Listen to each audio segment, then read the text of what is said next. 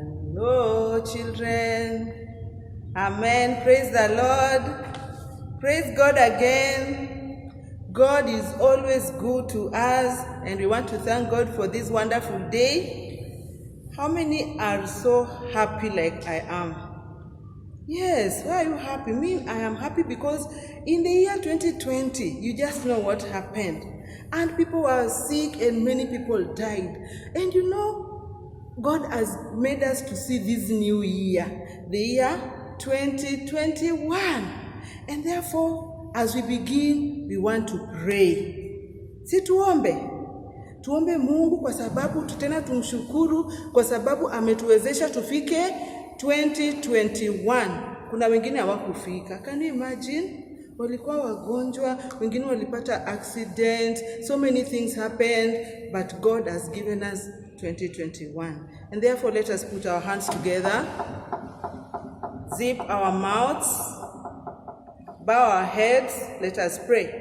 Our Father and our God, we thank you because you are God. We want to thank you for loving us so much, Jehovah Father, and you have caused us to see this new day, Jehovah God, and even this new year, King of Glory. We want to thank you because, God, you have been on our side. The Bible says that if the Lord is on your side, who can be against you? Father God, no one can be against us because you are on our side, the winning side, O Jehovah Father. We want to thank you for this new day, this morning, O God, the day that you've made that we will rejoice and be glad in it. We want to thank you for giving us an opportunity even to learn from your word. And God, when we learn from your word, we shall grow. And when we grow spiritually, my Father, our lives will bear fruit and it will give glory to your name. We want to thank you for the word. Thank you, Holy Spirit. We invite you to be with us, to help us to learn, help us to understand, Spirit of the living God. Jesus Christ, we pray that you surround us with your arms, Lord God of all creation. We thank you and we give you praise.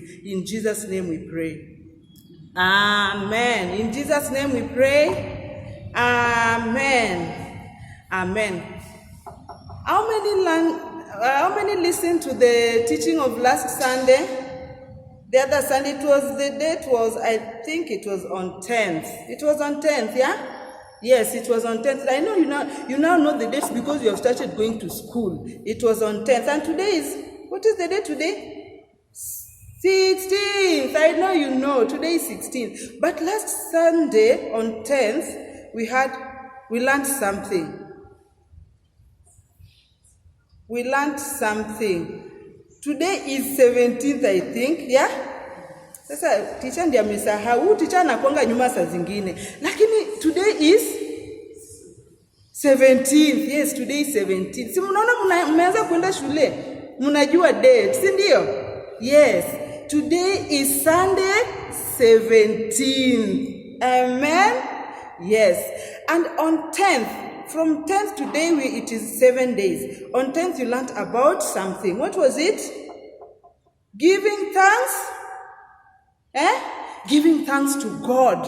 We needed to give thanks to God. After God has seen us through the whole year of 2020, we didn't have any calamities. We didn't have any disasters. God saw us through. We needed to thank God for taking care of our lives. We needed to thank God for life, for food that He has given us. We needed to thank God for good health. Teacher Milka Nyamuya taught us to give thanks to God. Yeah? And we learned about a memory verse. How many remember the memory verse? Give thanks in all what? Can you remember? We learned about giving thanks. Yes? Yes, we learned about giving thanks always, yeah? Yes. Now, I want you to see the memory verse the way it was so that it will help you to remember. You know, as human beings, sometimes we forget. But I want you to remember, this was the memory verse. Can you read it with me? Memory verse comes from the book of 1 Thessalonians chapter 5, verse 18, and it says, give thanks in all circumstances, for this is God's will for you in Christ Jesus.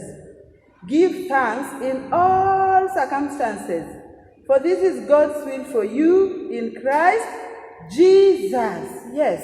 in all circumstances. Hawakusema tisa zile tu unafanya birthday ndio unaambia Mungu asante. Hapana, Biblia inatuambia in all circumstances. Hata sasa ukianguka chini uumize mguu yako, enda kwa mami ukileo useme mami nimeanguka nimeumia mguu lakini nashukuru Mungu. Naambia Mungu asante in all circumstances. Hata sasa tunasikia vibaya, we should always give thanks to our God. And that is what we learned last Sunday. And now we want to learn of a different topic. How many know the topic, what inaitwa nini, theme of the year 2021? Wangapi wanajua? Inasema aje? Being centered in Christ to contend to get our possession. Being centered in Christ. Ukwe tu kwa Yesu pale. Yesu akutua hapa, this circle, mko hapo kwa katikati na Yesu. Usitoke kwa hiyo circle. That is being centered. Being centered with Christ. In Christ. Tunakuwa tuna Kristo. Alafu ndo unaanza kucontend. We are going to learn something about how we should dress when we are contending. And we will see what it means to contend. Hello? Wangapi wananisikia? But before tuendelee, wangapi wako na hii silaha? Hii inaitwa weapon. We are going to learn how the Bible is called spiritually. It is a weapon. Usione tu ni hizi papers na maandishi. Hapana, hii ni silaha. Silaha inatusaidia ku win battles. Na tena kalamu pia ukuwe nayo. Wangapi wako na kalamu nzuri kama yangu? Yangu inaitwa biro pen. Wengine najua wako na pencil. Alafu pia ukuwe na nini? Notebook. Nimeandika notes zangu hapa so that saa zile hata nikitoka hapa nitasoma, nitakumbuka teacher alitufundisha nini. Sasa ukuwe na notebook yako, ukuwe tu na notebook moja yenye unatumia kila wakati. Usichange. Leo ukuwe na hii, kesho ukuwe na ingine, next Sunday uchukue ya sister yako. Nunua tu moja ukuwe nayo yenye unaandika nayo notes. Sasa ukishakuwa na hizo vitu, now we are going to start learning. Our topic today is how dressing for war to contend. Dressing for war to contend. Na hii kudress, unajua hata watoto pia wanavaa nguo. Watoto watembeangi uchi, watoto wanavaa nguo. We are born spiritually. We have been born spiritually. Ukisoma the book of John chapter 1 from verse 1 to around 14, inatuambia Yesu alikuja kama neno. He came as the word. And the word became flesh. But akakuja, wakasema kuna mahali hapo anasema, I think verse 10 inasema, he came to his own and his own rejected him. But to all of them who accepted Jesus, they are called children of God. All of them wenye wamesema Yesu ni Bwana wa maisha yangu. Kama nyinyi watoto wetu, najua mmeshasema Yesu ni Bwana ya maisha yenu. He is the Lord over our lives. Anybody who confesses Christ as the Savior, amekuwa mtoto wa Mungu. Kama nyinyi mshakuwa watoto wa Mungu. So, we want to learn how watoto wa Mungu wanafaa kudress, contend. Because this year we are going to contend. And what is the meaning of contending? Contending ni kama kupigana. We are fighting a spiritual battle. Sio ile nye umeenda kucheza kwa field na mwenzako mkaanza kupigana. Hapana, sio hii. Hii ni physical. Lakini ya Mungu ni spiritual. See, tumelearn, the Bible tells us that those who accepted Jesus are not of this flesh, but they have been born. Wamezaliwa upya spiritually. Spiritually, wewe si wewe huyo mwenye unaona physical. Spiritually, wewe ni mwingine mwenye amezaliwa in the spirit. Spirit ya Yesu imekuja kwa hati yako, alafu tena umezaliwa afresh. You are not that physical, you are now a spiritual person. Though in the physical, lakini wewe ni a spiritual person. So this year we are just going to contend. We are going to contend ili tukimaliza kupigana vita tupate zawadi. Kuna zawadi ya everlasting life. Kuna vitu mingi tutapossess, vitu zenye shetani alitunyang'anya. Mnajua shetani ni mbaya, anakujanga kunyang'anya watoto wa Mungu vitu. But we are going to contend in 2021, and we are going to take our possession from the devil. Whatever the devil has stolen from us this year 2021, hata nyinyi watoto usiseme ati mimi mami atanipigania. Vita ya spiritual wewe mwenyewe ndio unajipigania. Ndio kwa maana nataka tujifunze venye tunafaa tuvae, how we need to dress up, how we need to dress up for this battle. Usitoke kwa nyumba kama hujavaa hizi spiritual clothes for battle. You know the story of David. You know David wakati alikuwa anaenda kwa vita, David alikuwa mtu wa vita. Alikuwa anajivaa, anavaa kofia, anavaa ya kifua, alikuwa anavaa viatu zenye hata akikanyaga miba, hata akikanyaga chuma shapa itamdunga. Alikuwa anabeba sword, alikuwa anabeba sword. The word of God ilikuwa tu hapa kwa mdomo yake, na alikuwa anabeba, alikuwa anafunga pia belt, Unajua hiyo belt ukifunga unakuwa tu uko firm. Umeshaona polisi wenye wanavaa uniform wakienda kupigana? That is how David used to dress, King David. So unajua wakati alikuwa anaenda kupigana kama mtoto. That's when nawaambia vita ni ya watu wote, watoto na watu wakubwa, David alienda pale akawaambia, mimi ndo nataka kupigana na huyu mtu Goliath. You know about that story. And then you know what happened? King akamwambia, if you want to go and fight Goliath, vaa the clothes of the king. Na unajua David alikuwa anajua kuna spiritual clothes zenye watu wanapigana nayo, sio hizi physical ile king alikuwa anampatia. And imagine David rejected those clothes. Alisema sitaki hizo clothes za king, kwa sababu David alijua kuna mavazi yenye akivaa atashinda vita.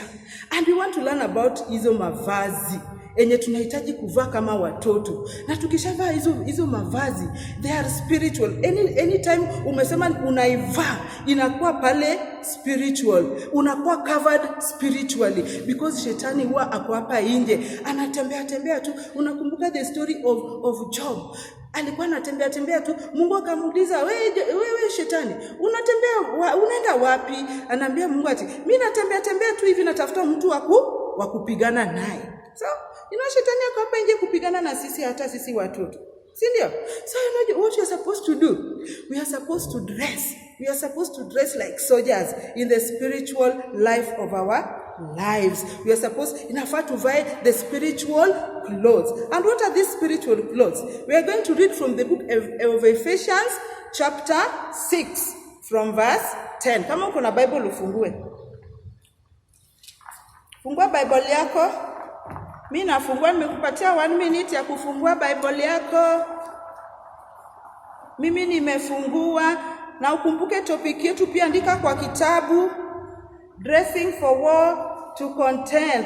Tumelearn ku contend ni kupigana, To contend is to strive, to struggle, Sasa zile una struggle hata hivi na kitu, you are contending, Tuna contend. So open your book. We want to see how the children of God should always contend. Watoto wa Mungu hawafai tu kutoka kwa nyumba, unaenda shule, wewe umetoka tu na hujavaa mavazi za Mungu za kupigana. They are called the clothes of God for fighting. Usitoke tu kwa nyumba, simama tu hata pale uambie mami ngoja kwanza niombe, alafu unavaa hayo mavazi ndio unatoka kwa nyumba. Hata shetani akikupata pale nje, atapata wewe umeshajivaa, hawezi kukufikia kwa sababu uko na mavazi ya kupigana. Bwana Yesu asifiwe. Praise God children. Hello. Are you there with me? Mnaniona? Munione, alafu tusome Bible. We want to read the book of Ephesians chapter 6 from verse 10. And it says, tunataka kusoma venye watoto wa Mungu anafaa kudress. Finally, build up your strength in union with the Lord, and by means of his mighty power. Put on all the armor that God gives you, so that you will be able to stand up against the devil's tricks. Mnajua shetani yako na tricks, hata kulua watoto. Sasa tunafundishwa, in order for you, you and me, wewe na mimi, in order kutoka kwa hizo tricks za shetani, we need to be well dressed. Mavazi za Mungu za vita, za kupigana na shetani, za kupigana na tricks za shetani. We are contending, we are fighting in the year 2021 ili tushinde shetani, tupate our possession, tupate mali yetu yenye shetani ameiba. Mnajua hivyo? So that is why we are being told that we should put on the full armor of God that God gives you, so that you will be able to stand up against the devil tricks. Number one weapon iko hapa. So put on God's armor now. Inamaanisha inatakana kila siku unavaa God's armor. Hawajasema jana. Put it on now. Saizi ukitaka kutoka kwenda nje kucheza, vaa. Put on that armor of God. Put on the clothes of fighting. The clothes of God for fighting. Number one cloth. Inatuambia we put on the belt of truth. Ndio inasema. So put on God's armor now. Then when the evil day comes, you will be able to resist the enemy's attacks. And after fighting to the end, you will still hold your ground. Inamaanisha sio vita ya siku moja, mpaka siku yenye utashinda, enye utaenda kureceive your possession, ile yenye iko mbinguni. Tuko na possession mbinguni, the crown yenye tutapata huko mbinguni, ile mavazi, ile nyumba yenye tutapata huko mbinguni. Ndio tunaambiwa tuendelee kupigana, sio kupigana ya siku moja. Hata tukipigana in the year 2021 mpaka Yesu arudi, tutakuwa tunapigana. Ndio kwa maana inatakikana tunavaa mavazi ya kupigana kila siku.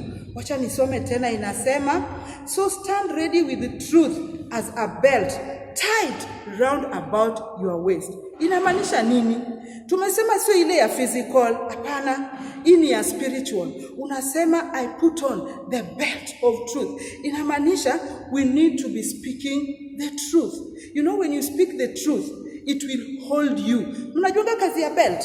Siwa ina hold long isianguke. Ili isisagu, long isisagu kunyuma. Hold. Biblia inasema tuiweke kwa waist, si hapa chini, hapa kwa waist. Tuiweke hapa kwa waist ili it will hold together. When we speak the truth will hold us. You know the devil is a liar. Biblia inatuambia he is the father of all lies. Na sasa tukivaa the truth, tuongee the truth, shetani hatatufikia. That is number one weapon, the belt of truth. We should be speaking the truth. We should not be lying, because mnajua uongo ni ya nani? Ni ya shetani. Uongo ni ya shetani. Biblia inasema he is the father of all truth, of all lies. Do you want the devil? Do you want to be a child of the devil? Mnasikia wanasema he is the father of all lies. Sasa wewe ukidanganya utakuwa mtoto wa shetani. Na sisi tukishafunga hii belt, useme I put on the belt of truth. Ukitembea huko nje hata utadanganya. Ukienda kudanganya, the spirit of God atakwambia, you are going to lie. Usidanganye. Lies belong to the father of all lies. And who is the father of all lies? The devil. That is from the book of Andika, from the book of John chapter 8 verse 44. The father of all lies. You should not be children of the father of all lies. And the belt look like this. Wangapo umeshawaiona belt? Ebu nani belt yangu nilichora. Hata nyinyi mnafaa mchore huko zenu mfanye coloring. Hata mimi kala yangu haikutoka smart sana, lakini yenu najua itatoka smart. Belt inakaa hivi, mshipi. Ile mshipi ukiweka hapa, hautakuwa unasema uongo, utakuwa unasema ukweli. Hata kama mami anaenda kukuchapa ulifanya makosa, but utamwambia tu ukweli ya kuchape, but umesema nini? Ukweli. Put on the belt of truth. Sema ukweli kwa mwalimu. Hata kama moticha anaenda kukuchapa, si atakuchapa tu lakini itaisha. Ama kuchapa itakuwa permanent. Utasikia uchungu forever. Asema tu kweli. Badala ya kudanganya, ukidanganya umeshakuwa mtoto wa shetani. Sasa ongea tu the truth. Just speak the truth. Even if they are going to cane you, wakushike hivi short, wakufanyia wakuchape, lakini umesema ukweli na Mungu atafurahi. Mungu atasema, mtoto wangu Emmanuel is very good. Emmanuel is not lying. Hata kama anachapwa, yeye hadanganyi. Sasa tupewe watoto wenye wanaongea ukweli. Vaa ukweli. Vaa hiyo belt ya ukweli, itakuhold kabisa. Paka ukienda kudanganya, Mungu anakuja na kuambia, Yesu anakuja na kuambia, the Holy Spirit anakuambia hapana, mimi sipendi watoto wenye wanadanganya. Bwana Yesu asifiwe. Hello. And then number 2 is the breastplate of righteousness. Breastplate. Mshaona soldiers wakienda for war?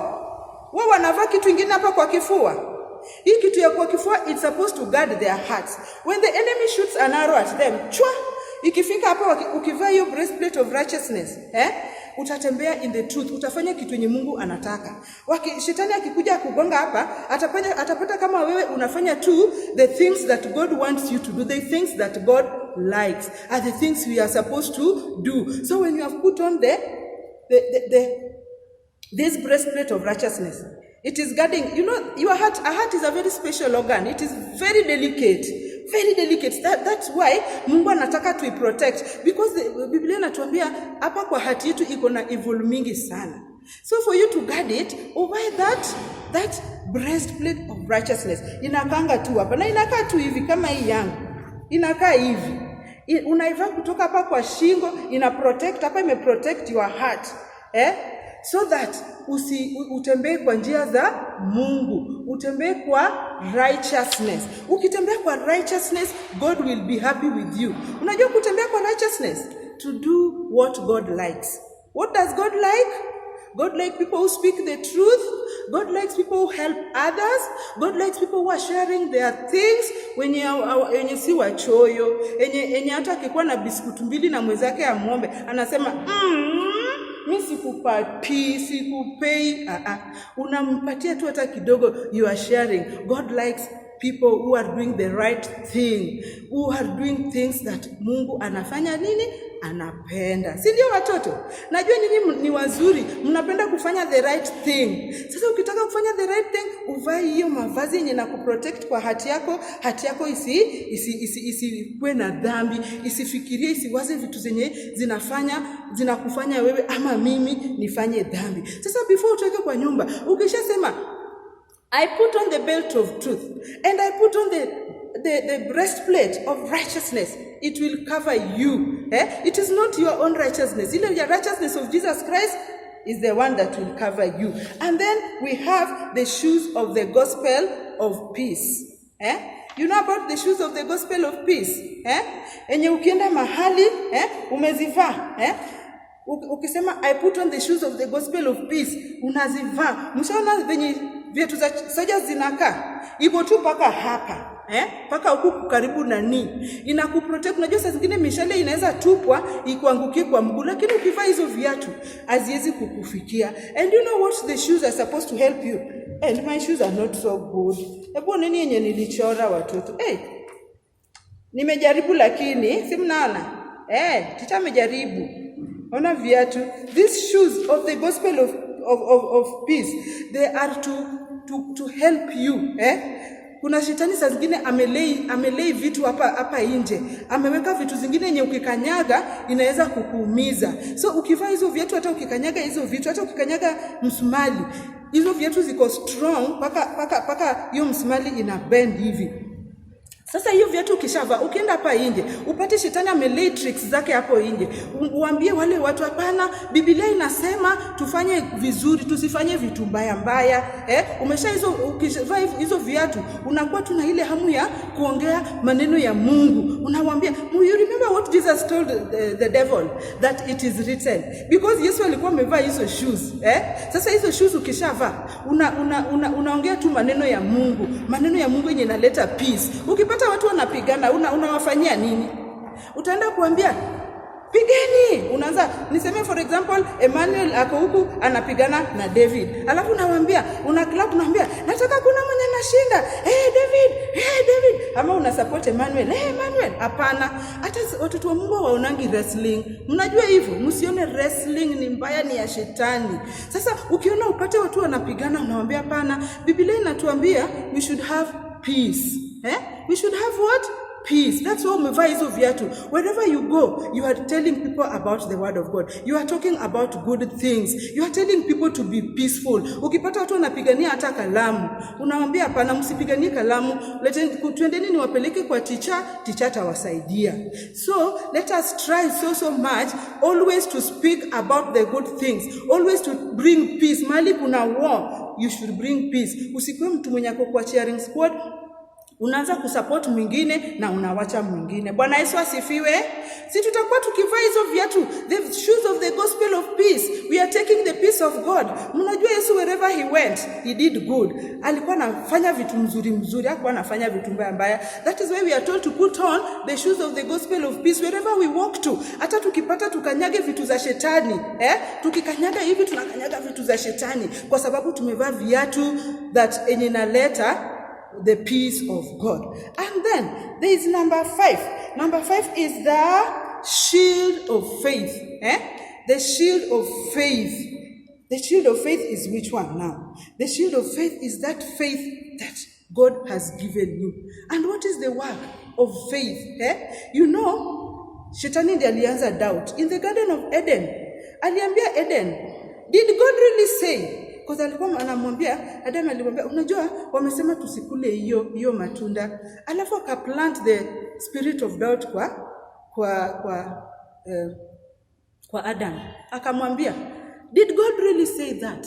Do you know many a times children, ukishasoma the word of God, alafu shetani anaanza kukuongelesha. Anakuambia, did God really say that? Is the word of God really true? You know, the devil plants the spirit of doubt so that we start doubting the word of God. Children, we should have faith. Maneno ya Mungu ikishasemwa vile imesemwa, ikuwe tu hivyo. Tusiongeze kitu, tusitoe kitu, tusiweke doubt. We should pray that God, I want this shield of faith. That this shield of faith will make me to have faith in your word. That I will not doubt your word. Mnajua kudoubt ni mbaya? You know that? Doubting. Ati sasa Biblia imesema, by the stripes of Jesus Christ, all our sicknesses, they were healed. Alafu uanze kusema, did God really say that? Is it really true that by the stripes of Jesus? No. We should take the word of God vile imesema. You just believe it the way the Bible says. That by the stripes of Jesus Christ we were healed. Alafu uende, ukisha confess, uende. Alafu utapona tu because it is the word of God. So we should have what? Faith. We should take faith. Faith itatusaidia ku-extinguish, kuharibu kazi zote za shetani. And then helmet of salvation. The shield of faith, it looks like this. The shield. Mshaona shield? Shield ndio hii. Mshaona polisi wakiendaga kupigana hata kama kuna riot, wamebeba kitu kingine hapa, wamebeba bunduki huku, silaha zake na wamebeba hiyo shield. In case shetani akuja mwambie ampatie doubt, hiyo shield itatwanga hiyo doubt mpaka doubt iende huko. Hiyo shield iko hivi. Ana shield nayo, amejishield nayo. Hata kipiga shetani huku, kama shetani mwingine anakuja huku, ile shield inazuia shetani. Alafu unakuwa tu na faith. You don't doubt the word of God. We should not doubt God. Mungu amesema, ameshasema, hakuna kudoubt. Na hivyo ndio venye inakuanga ukweli. And then we have the helmet of salvation. Tukue wenye tufunike akili zetu. Ukishakuwa hivi umefunika akili yako, mnajua akili pia shetani huwa ana attack.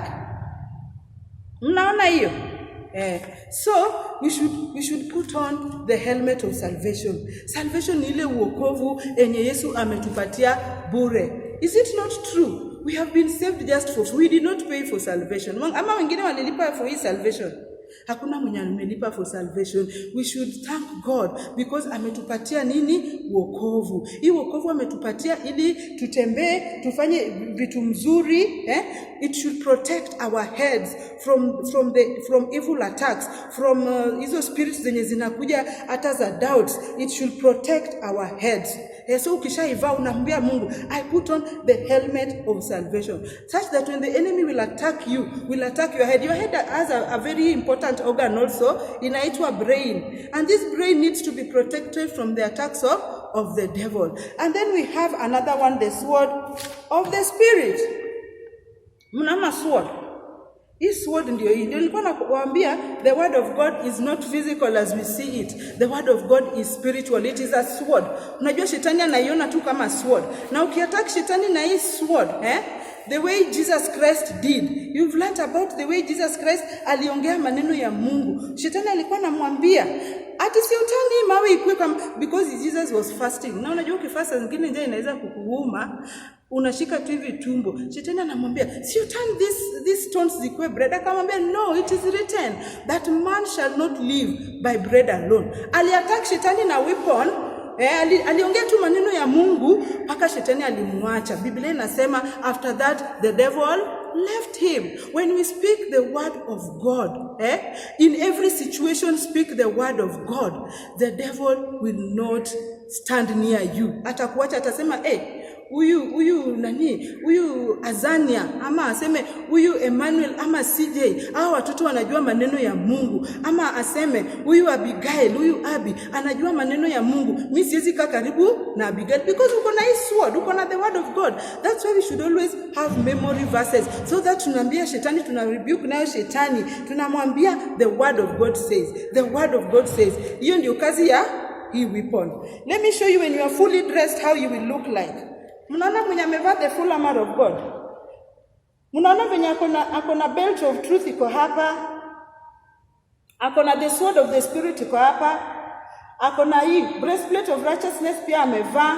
Angalia akona helmet of salvation, ona viatu zake, the shoes of the gospel of peace, akona the shield of faith, akona faith. Anajua tu shetani hawezi mfikia.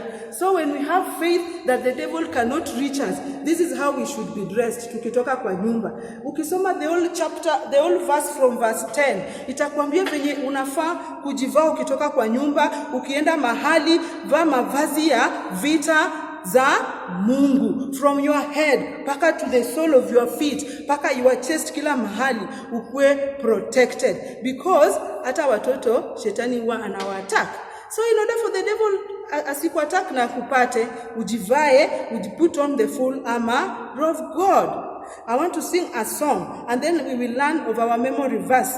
This song inaimbwa, the song comes from the book of 2 Corinthians chapter 10 verse 4. Inaimbwa, the weapons of our warfare are not carnal, but they are mighty. They are mighty. The weapons of our warfare are not carnal, but they are mighty through the Holy Ghost. And they are strong to the pulling down of strongholds. They are mighty. They are mighty. They are strong to the pulling down of strongholds.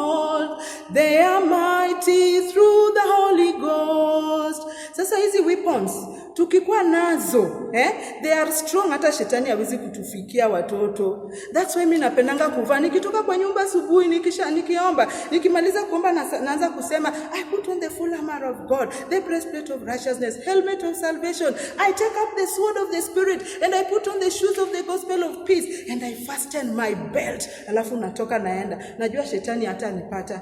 Bwana Yesu asifiwe. Let us learn of our memory verse today. Our memory verse comes from this book, Ephesians chapter 6 verse 11. Ni refu lakini nataka mshike. Mnajua nyinyi mnakuanga watoto werevu. Hebu msome na mimi, children. Put on the full armor of God. Mnasoma? Put on the full armor of God, that you can be able to stand up against the devil's evil tricks. Ukisoma the book, ukisoma inaitwaje?